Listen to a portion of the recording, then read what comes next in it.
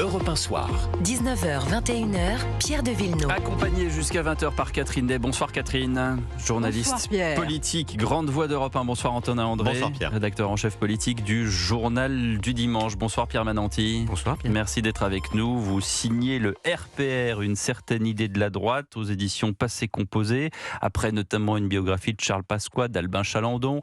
Vous êtes, j'allais dire, englué dans cette droite Parler d'un vocabulaire. de Nostalgique. l'époque. Il est J'ai le droit de dire ce que je veux. Alors, c'est comme ça que je le ressens, en tout cas, cher Pierre Mananti. Vous êtes nostalgique d'une droite d'antan qui, forcément, aujourd'hui n'existe plus.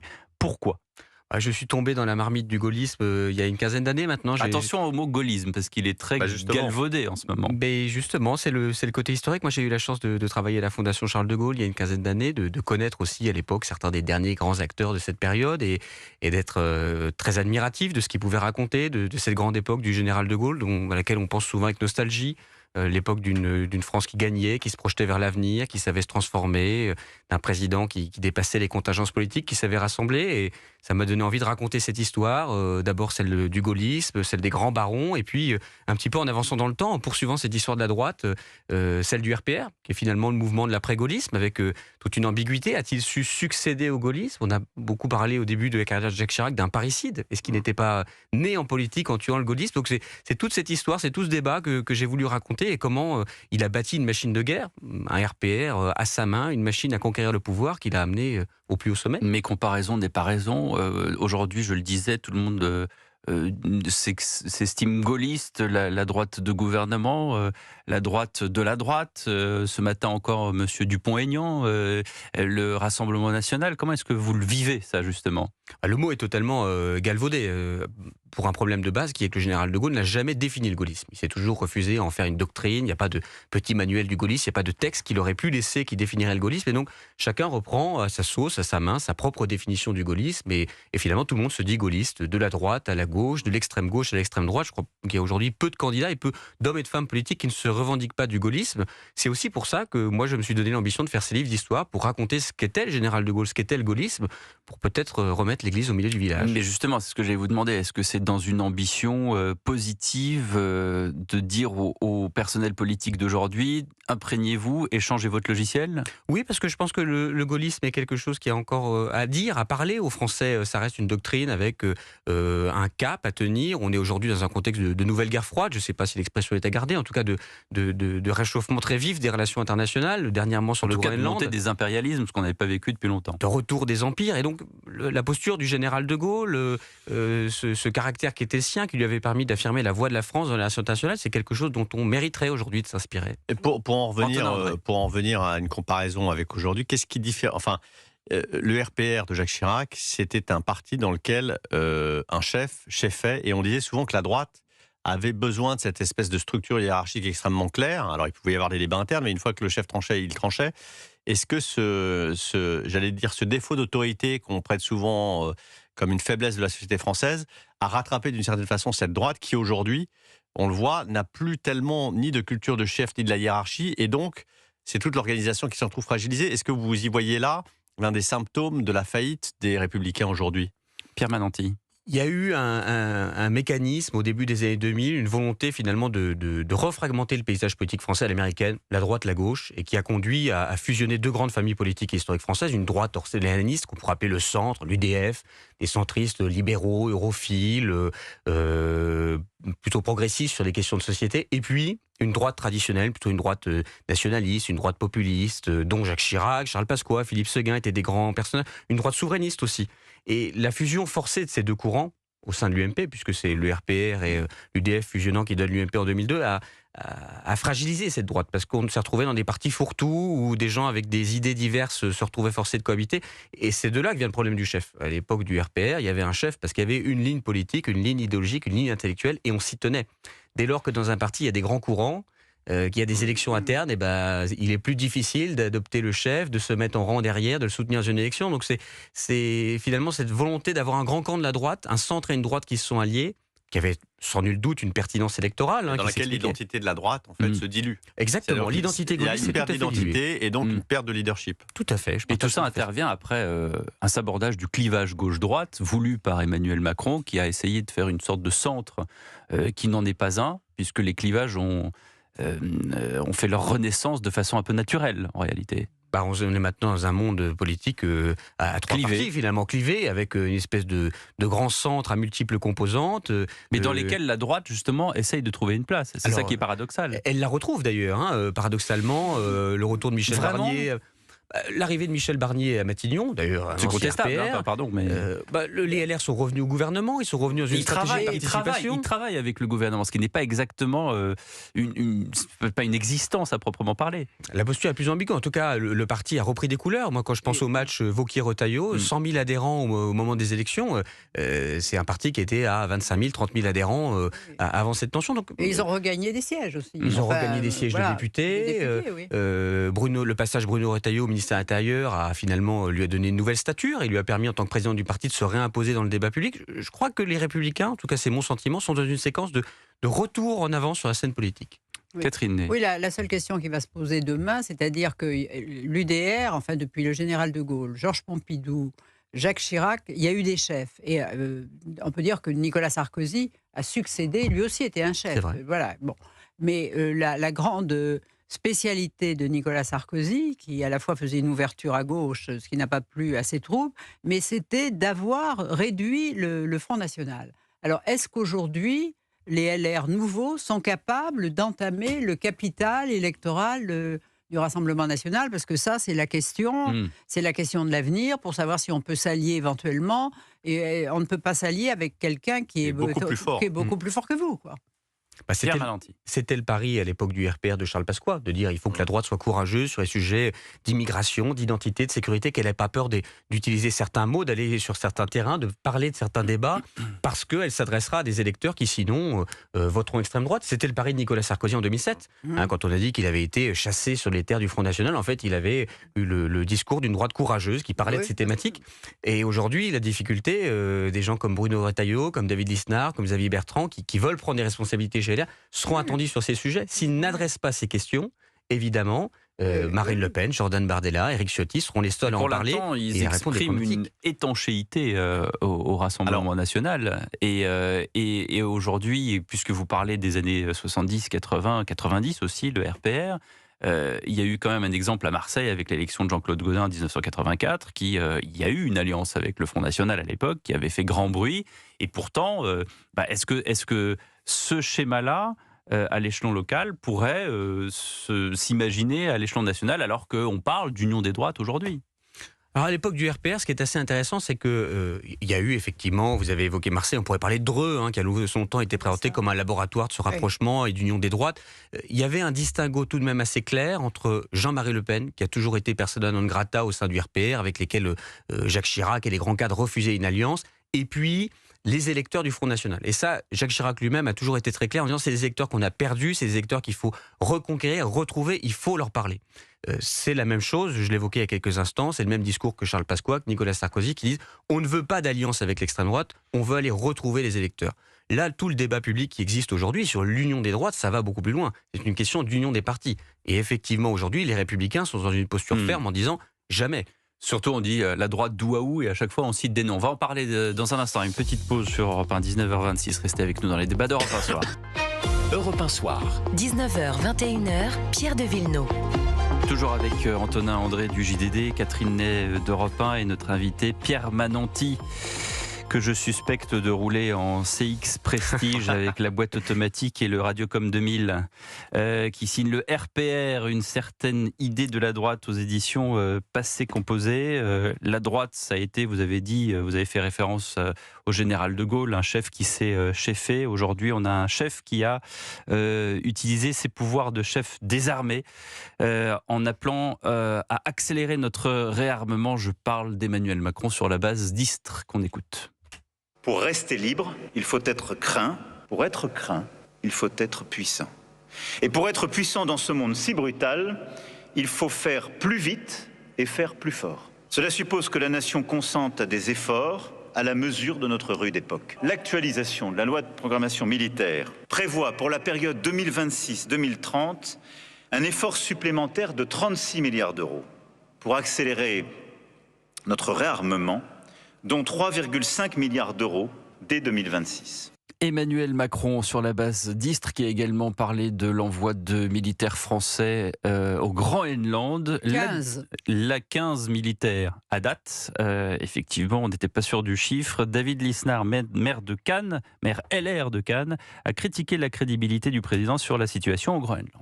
Tout ça, c'est du théâtre. Tout est du théâtre parce qu'il n'y a pas de fondation, il n'y a que du décor. C'est un rapport de force, la diplomatie. On doit travailler sur une relation transatlantique solide et atlantiste solide qui à la fois comprenne les aspirations des États-Unis d'Amérique et de Donald Trump et qui parallèlement fasse valoir nos intérêts. Mais pour défendre ces intérêts, il faut être capable de les définir. Depuis quand on n'a pas défini les intérêts français et européens ? Des années de baratin, ça ne protège pas de la réalité du monde. Ça peut faire illusion en France, mais d'ailleurs de moins en moins, mais ça ne protège pas de la réalité du monde. Comment voulez-vous être crédible si vous n'êtes pas capable d'avoir une majorité parlementaire pour voter des textes ? Après la dissolution, le président de la République aurait dû dire « dans un an, je démissionnerai ». Et le nouveau président aurait une majorité, une opposition, on ferait des choix. Est-ce qu'on serait armé ou pas ? Moi, je suis pour. Mais là, aujourd'hui, tout ça, c'est du théâtre. Voilà, David Lisnard, interrogé par Frédéric Michel, le correspondant d'Europe 1 à Nice. Est-ce que aujourd'hui, vous n'avez pas l'impression, et David Lisnard fait partie de la droite de gouvernement, les Républicains, que la droite critique avant de proposer des solutions, et quand elle propose des solutions, selon les familles politiques, elle propose des solutions disparates, qui fait que le réceptacle qui est celui de l'électeur se dit mais finalement qu'est-ce qu'on doit faire ?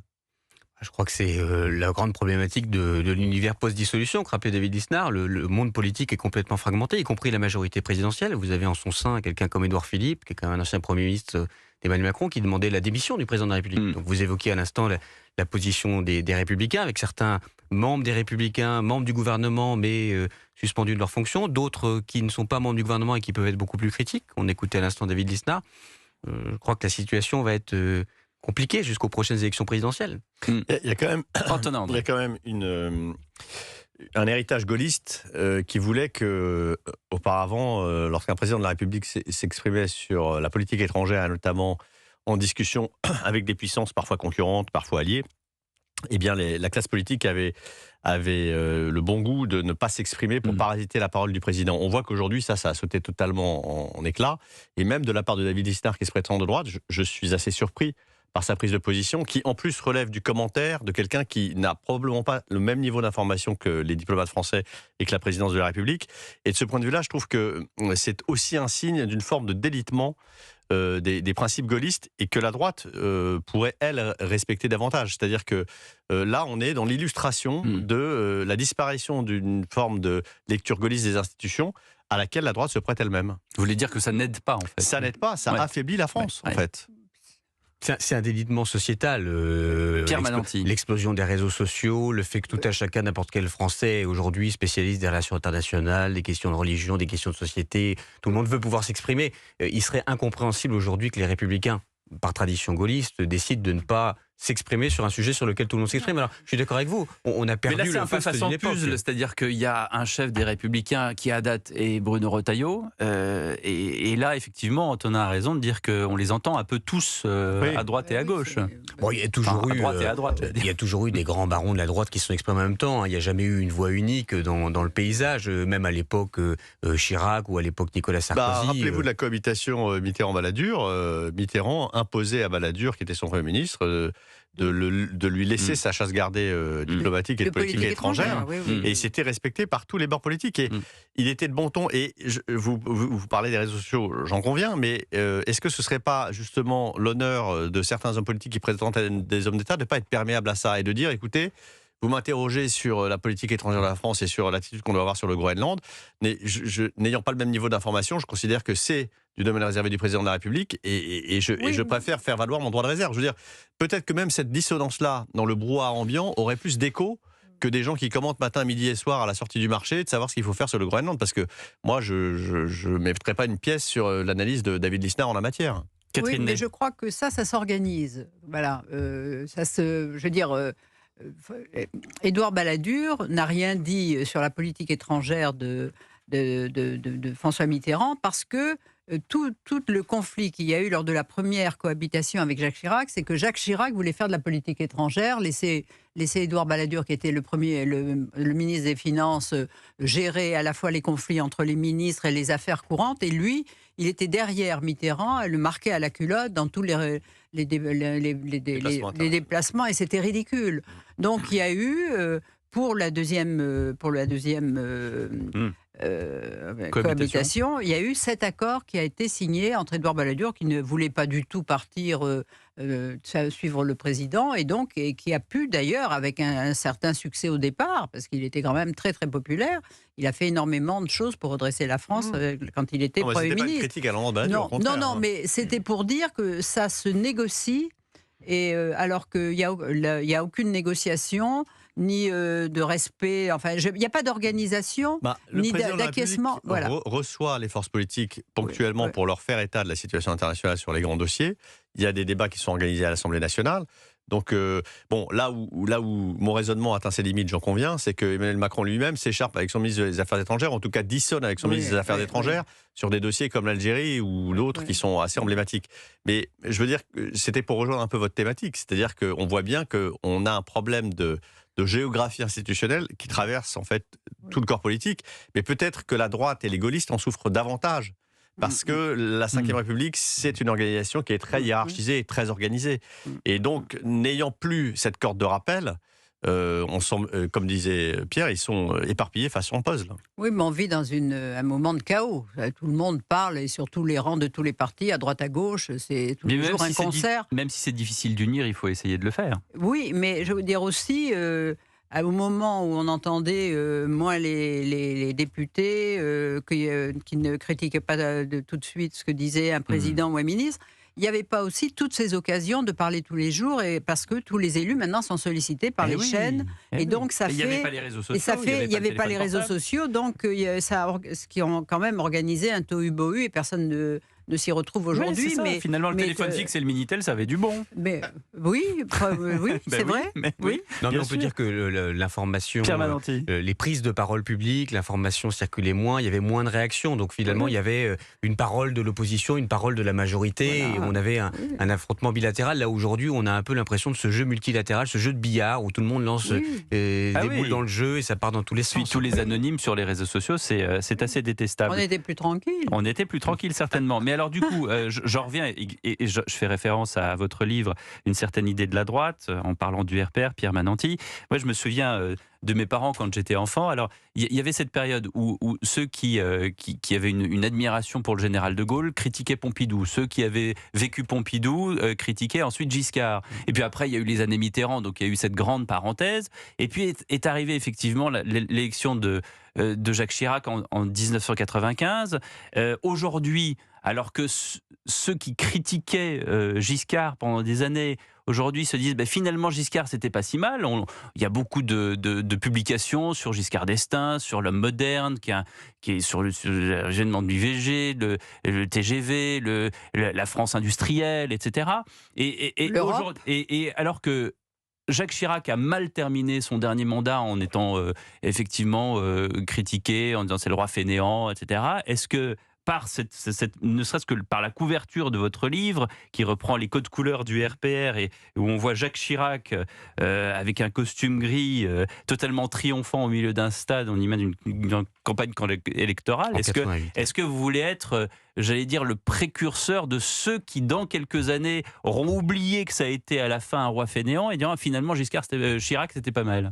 Je ne crois pas qu'il faut oublier les moments difficiles de nos personnalités politiques, mais le recul historique, plus les années passent, plus ça permet de regarder avec plus d'objectivité et dans leur entièreté les moments politiques. Le général de Gaulle, quand il a quitté le pouvoir, à l'époque de Georges Pompidou, on disait c'était un vieux bonhomme, il était temps de raccrocher, l'expression qui tournait c'est 10 ans ça suffit, il faut mettre le vieux au placard. Il y avait un côté, maintenant la France très désobligeant pour lui. Quand Valéry Giscard d'Estaing est arrivé, ça y est, voilà un jeune homme politique. Quand Jacques Chirac a succédé plus tard, voilà un président qui aime les Français, qui aime les gens, qui est populaire face à un Valéry Giscard d'Estaing un peu froid, un peu distant. Quand Nicolas Sarkozy a succédé à Jacques Chirac, vous venez d'utiliser cette formule, c'est la fin du roi feignant, on a un hyper-président super actif qui fait des choses. Et puis plus les années avancent, c'est effectivement, vous l'avez dit, le centenaire de la naissance de Valéry Giscard d'Estaing cette année, et on redécouvre, on réétudie le personnage, on le et regarde on lui gomme les défauts on lui gomme les défauts. Bon, Jacques Chirac, son mandat est arrivé après. C'est le moment, on commence à se réinterroger sur le personnage dans son entièreté et on se souvient, c'est vrai, du président intarissable, bonhomme, sympathique. Et c'est pour ça qu'il faut lire votre livre. Je vais y arriver. C'est pour ça qu'il faut lire votre livre. Merci Pierre Mananti. Le RPR, une certaine idée de la droite, c'est aux éditions Passé Composé.